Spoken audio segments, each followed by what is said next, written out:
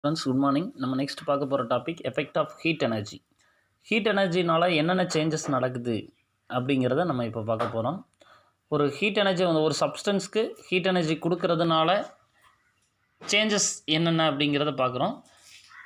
Temperature rice ஆகலாம். First one, ஒரு சப்ஸ்டன்ஸ்க்கு heat energy கொடுக்கறதுனால டெம்பரேச்சர் இன்க்ரீஸ் ஆகலாம். One. Second one, state change ஆகலாம். அதாவது சாலிட்லேருந்து லிக்யூடோ அல்லது சாலிட்லேருந்து கேஸோ ஆர் லிக்யூட்லேருந்து கேஸோ எந்த மாதிரி வேணாலும் இன்க்ரீஸ் ஆகலாம். தேர்டு ஒன், எக்ஸ்பேண்ட் ஆகிறது. அதோட லென்த்லேயோ ஏரியாலேயோ வால்யூம்லையோ ஏதாவது எக்ஸ்பேண்டபிள், அதாவது ஏரியா இன்க்ரீஸ் ஆகலாம், லென்த் இன்க்ரீஸ் ஆகலாம், வால்யூம் இன்க்ரீஸ் ஆகலாம். இந்த மாதிரியான சேஞ்சஸ் நடக்கலாம். The rise in temperature is in proportion of the amount of heat energy supplied. அதாவது ஹீட் எனர்ஜி எந்த அளவுக்கு நம்ம கொடுக்குறோமோ அதை பொறுத்து ஒரு சப்ஸ்டன்ஸோட டெம்பரேச்சர் இன்க்ரீஸ் ஆகும். அப்போ ஒரு சப்ஸ்டன்ஸோட டெம்பரேச்சர் இன்க்ரீஸ் ஆகிறது எதை டிபெண்ட் பண்ணி இருக்குன்னா நம்ம ஹீட் எனர்ஜி கொடுக்கறத பொறுத்து. It also depends on the nature and mass of the substance. நம்ம எடுத்துக்கக்கூடிய சப்ஸ்டன்ஸ் எந்த மாதிரியான சப்ஸ்டன்ஸ், அதோட கேரக்டர் என்ன, அதோட மாஸ் என்ன, அதை பொறுத்தும் சேஞ்ச் ஆகும். About the rise in temperature and the change of state you have studied in previous classes. இதுக்கு முன்னாடியே சாலிட்லேருந்து லிக்யூடாக சேஞ்ச் ஆகிறது, லிக்யூட்லேருந்து கேஸாக மாறுறது எல்லாமே ஹீட் எனர்ஜி கொடுக்கறதுனால என்னென்ன சேஞ்சஸ் அப்படிங்கிறது நம்ம பார்த்துருக்கோம். இப்போ அதோட எக்ஸ்பேன்ஷனை மட்டும் பார்க்க போகிறோம். ஹீட்னால் அதோட எக்ஸ்பேன்ஷன், லென்த்தில் எந்த அளவுக்கு எக்ஸ்பேண்ட் ஆகுது, ஏரியா வால்யூமில் எந்த அளவுக்கு எக்ஸ்பேண்ட் ஆகுது அப்படிங்கிறத நம்ம பார்க்க போகிறோம். Expansion of substances. when heat energy is supplied to a body there can be an increase in the dimension of the object. அதோட டைமென்ஷனில் எந்த மாதிரியான சேஞ்சஸ் நடக்குது அப்படிங்கிறத பார்க்க போகிறோம். This change in the dimension due to rise in temperature is called thermal expansion of the object. 2 mark note பண்ணி வச்சுக்கிங்க. ஒரு சப்ஸ்டன்ஸ்க்கு ஒரு பாடிக்கு ஹீட் எனர்ஜி கொடுக்கறதுனால அதோட டைமென்ஷன் இன்க்ரீஸ் ஆகுது. அந்த டைமென்ஷனில் இன்க்ரீஸ் ஆகிறது எதனாலன்னு பார்த்தீங்கன்னா டியூ டு டெம்பரேச்சர் தான். டெம்பரேச்சர் இன்க்ரீஸ் ஆகிறதுனால டைமென்ஷன் இன்க்ரீஸ் ஆகுது. இதுக்கு பேர் என்ன? தெர்மல் எக்ஸ்பேன்ஷன் அப்படின்னு சொல்கிறோம். The expansion of liquids can be seen when a thermometer is placed in a warm water. அதாவது நம்ம உடம்பு சரியில்லை அப்படின்னா ஹாஸ்பிட்டல் போகிறப்போ தெர்மாமீட்டர் நம்ம கொடுப்பாங்க. எவ்வளோ டெம்பரேச்சர், நம்மளோட பாடி டெம்பரேச்சர் எவ்வளோன்னு மெஷர் பண்ணுறதுக்கு. அதில் அந்த மெர்க்குரி லெவல் பார்த்திங்கன்னா இன்க்ரீஸ் ஆகும். அந்த லெவல் என்ன ஆகும் அப்படின்னா அதே ஹீட்னால் நம்மளோட பாடி டெம்பரேச்சர் ரைஸ் ஆகிறதுனால நம்மளோட பாடி டெம்பரேச்சர்னால் அந்த மெர்க்குரி எந்த அளவுக்கு எக்ஸ்பேண்ட் ஆகுதுங்கிறது ஒரு example. All forms of matter, solid, liquid and gas undergo expansion on heating. Expansion in solids. When a solid is heated, the atoms gain energy and vibrate more vigorously. அதாவது ஒரு சாலிடில் பார்த்தீங்கன்னா atoms எல்லாமே ரொம்ப க்ளோஸ்டாக இருக்கும். அதில் பார்த்தீங்க அப்படின்னா ஹீட் பண்ணும்போது என்ன ஆகும் அப்படின்னா அதோட எனர்ஜி கிடச்சி வைப்ரேட் ஆக ஆரம்பிச்சிடும். This results in the expansion of the solid. For a given change in temperature, the extent of expansion is smaller in solids than in liquids and gases. அதாவது இந்த ஹீட் எனர்ஜி கொடுக்கறதுனால அது என்னாகும், சாலிடில் expand ஆக ஆரம்பிச்சிடும். இந்த சேஞ்ச், அதாவது டெம்பரேச்சரில் எந்த அளவுக்கு சேஞ்சஸ் நடக்குதோ அதை பொறுத்து சாலிடில் சேஞ்சஸ் ஆகிருக்கும். தென் அதே மாதிரி லிக்யூடு கேஸஸை பொறுத்த அளவுக்கு அதை விட சாலிடில் கொஞ்சம் கம்மியாக தான் இருக்கும். ஏன் அப்படின்னா this is due to the rigid nature of solid. அதோட சாலிடோட நேச்சர் அப்படி இருக்கும். The different types of expansion of solid are listed in and explained below. Linear expansion, superficial, then cubical. Linear expansion அப்படின்னா அதோட லென்த்தில் மட்டும் இன்க்ரீஸ் ஆகிறது.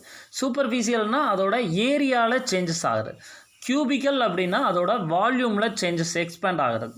இது மூணும் தான் இப்போ நம்ம பார்க்க போகிறோம். Linear expansion. When a body is heated or cooled, the length of the body changes due to the change in its temperature. Then the expansion is said to be linear or longitudinal expansion.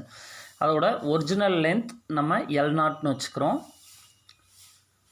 Temperature, அதாவது temperature rice பண்ணுறோமோ அல்லது டெம்பரேச்சரை cool பண்ணுறோமோ டெம்பரேச்சரை குறைக்கிறோமோ அப்படிங்கிறது இங்கே temperature டிஃப்ரென்ஸை உருவாக்கணும்னா அங்கே அதோட லென்த்தில் சேஞ்சஸ் நடக்கும். எந்த அளவுக்கு டெல்எல் அப்படிங்கிற அளவுக்கு அங்கே இன்க்ரீஸ் ஆகிருக்கு, லென்த் வந்து இன்க்ரீஸ் ஆகிருக்கு அப்படின்னா அதை தான் என்ன சொல்கிறாங்க, லீனியர் ஆர் லாங்கிடியூடினல் எக்ஸ்பான்ஷன் அப்படின்னு சொல்கிறாங்க. The ratio of increase in length of the body per degree rise in temperature to its unit length is called as the coefficient of linear expansion. Coefficient of linear expansion னா நம்ம என்ன பண்ணுறோம், அந்த சப்ஸ்டன்ஸ்க்கு 1 degree டெம்பரேச்சரை rice பண்ணுறதுனால அதோட லென்த்தில் எவ்வளவு சேஞ்சஸ் நடந்திருக்கோ அதுக்கும் அதோட ஒரிஜினல் லென்த்துக்கும் இடையில் இருக்கக்கூடிய ரேஷியோ தான் coefficient of linear expansion. The ratio of increase in length. அப்போ டெல்எல்ங்கிற அளவுக்கு அதோட ஒரிஜினல் லென்த் L0ன்னு வச்சுக்கிறோம். அதோட லென்த் வந்து டெல்எல் அப்படிங்கிற அளவுக்கு இன்க்ரீஸ் ஆகிருக்கு. அப்போ அதோட ரேஷியோ இன்க்ரீஸ் ஆன லென்த்துக்கும் ஒரிஜினல் லென்த்துக்கும் இடையில் இருக்கக்கூடிய ரேஷியோ தான் இங்கே கோஎஃபிஷியன்ட் ஆஃப் லீனியர் எக்ஸ்பான்ஷன் அப்படின்னு சொல்கிறோம். The SI unit of coefficient of linear expansion is K inverse, அதாவது K⁻−1. The value of coefficient of linear expansion is different for different materials. ஒவ்வொரு மெட்டீரியலுக்கும் இது சேஞ்சஸ் ஆகும். இந்த டயக்ராமில் கொடுத்துருக்காங்க, நம்மளுக்கு தெளிவாகவே கொடுத்துருக்காங்க. The equation relating the change in length and the change in temperature of a body is given below. Del L by L0 equal to alpha L by delta T. Delta L by L0. டெல்டான்னு சொல்லுங்கள், அந்த triangle மாதிரி இருக்கக்கூடிய simple டெல்டான்னு சொல்லணும். Delta L by L0 equal to alpha L into delta T. Delta Lங்கிறது change in length, L0ங்கிறது original length. Delta T, L0ங்கிறது original length, delta டிங்கிறது change in temperature, final temperature minus initial temperature. Alpha எல்ங்கிறது coefficient of linear expansion. Then superficial expansion. If there is an increase in the area of a solid object due to heating, then the expansion is called superficial or aerial expansion. ஏரியாவில் மட்டும் changes ஆச்சு அப்படின்னா superficial expansion. Superficial expansion ஏரியாவில் changes ஆனால் அதுக்கு பேர் superficial or areal expansion. Superficial expansion is determined in terms of coefficient of superficial expansion. The ratio of increase in area of the body per degree rise in temperature to its unit area is called as coefficient of superficial expansion. Superficial expansion அப்படிங்கிறது coefficient of superficial expansionங்கிறதும் அதே தான். 1 degree temperature rice பண்ணுறதுனால அதில் ஏரியாவில் எந்த அளவுக்கு changes ஆகிருக்கோ அதுக்கும் அதோட ஒரிஜினல் ஏரியாவுக்கும் இடையில் இருக்கக்கூடிய ரேஷியோ தான் coefficient of superficial expansion. Coefficient of superficial expansion is different for different material. The SI unit of coefficient of superficial expansion is K inverse, K⁻−1. Equation is delta A by A0 equal to alpha A into delta T. Delta A அப்படிங்கிறது change in area, A0ங்கிறது original area, alpha Aங்கிறது coefficient of superficial expansion, delta Tங்கிறது change in temperature. Then cubical expansion. If there is an increase in the volume of solid body due to heating, then the expansion is called cubical or volumetric expansion. Volumeல changes நடந்துச்சுன்னா அதுக்கு பேர் cubical or volumetric. As in the cases of linear and aerial expansion, cubical expansion is also expressed in terms of coefficient of cubical expansion.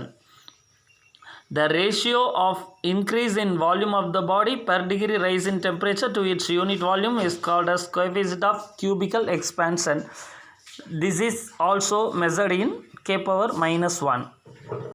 Linear expansion, then aerial expansion எப்படி பார்த்தோமோ அதே மாதிரி தான் volumetric expansion or cubical expansion. Delta V by V0 equal to alpha V into delta T. Delta V equal to change in volume, V0 equal to original volume, alpha V equal to coefficient of cubical expansion, delta T equal to change in temperature. ஒவ்வொரு மெட்டீரியலுக்கும் cubical expansion இங்கே நம்ம example கொடுத்துருக்காங்க. Aluminium 7 × 10⁻⁵, brass 6 × 10⁻⁵. இது வந்து பார்த்துக்குங்க. Then expansion in liquids and gases. Expansion in liquids and gases. When heated, the atoms in a liquid or gas gain energy and are forced further apart. அதாவது liquid and கேஸில் வந்து நம்ம heat energy கொடுக்கும்போது அதில் இருக்கக்கூடிய atoms எனர்ஜியை எடுத்துக்கிட்டு அது ரிப்பல்சிவ் ஃபோர்ஸுக்கு வந்து உட்படுது அப்படின்னு சொல்கிறான். அங்கே எல்லா ஆட்டம்ஸ்க்கு இடையில் வந்து ரிப்பல்சிவ் ஃபோர்ஸ் வந்து அங்கே க்ரியேட் ஆகும். The extent of expansion varies from substance to substance. ஒவ்வொரு சப்ஸ்டன்ஸுக்கும் ஹீட் எனர்ஜியை பொறுத்து எக்ஸ்பான்ஷன் வந்து சேஞ்ச் ஆகும்.